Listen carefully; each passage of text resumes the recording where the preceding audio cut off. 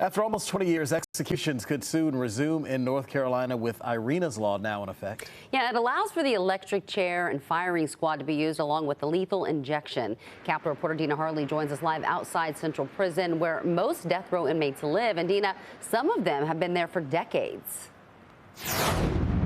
Yeah, many of them have been here for decades. In fact, take Wayne Laws, for example. He is the longest serving death row inmate in North Carolina. He was convicted in 1985. It's people like him that Republican leaders in the General Assembly say should face the ultimate punishment for their crimes. It's certainly a sincere attempt, I believe, by the Republican leaders of the General Assembly to restart executions. So certainly it's moving in that direction. A Republican push to restart death penalty executions in North Carolina is on, with Iryna's law now in effect as of this week. The law includes facets that expedite the death penalty and allows for alternate methods of execution, including the firing squad and the electric chair.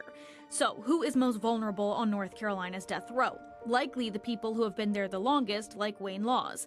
He was convicted in 1985 of beating two people to death in Davidson County and leaving their bodies on a dirt road. A few years later, Jerry Connor received the death penalty. He was convicted in 1990 of a brutal double murder where he confessed to raping and killing a woman inside of a Gates County store and then killing her mother as well. In their decades spent on death row, both Laws and Connor have unsuccessfully appealed their death sentences.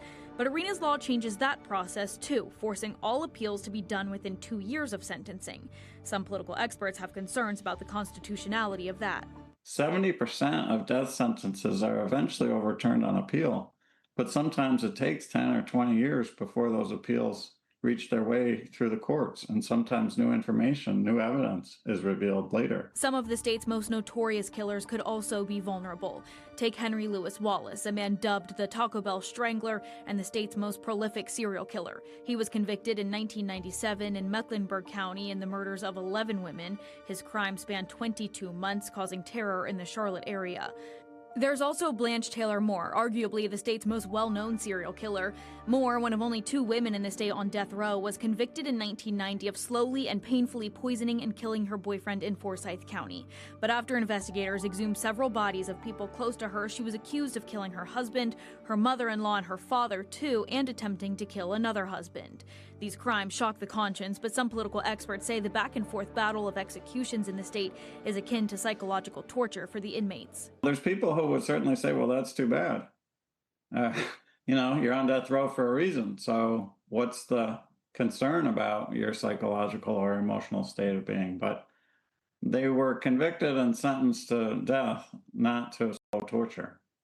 That's a different punishment. The executions won't start overnight. There's still litigation to be heard over the Racial Justice Act and potential new lawsuits over Iryna's law itself, but political experts say it's a major step from Republicans to carry out decades-old sentences. Of course, it'll be litigated, but the law allows for alternative methods of execution, so if one is found to be unacceptable, then the intent of the legislature certainly is clear that there should be another. Even if it's the firing squad.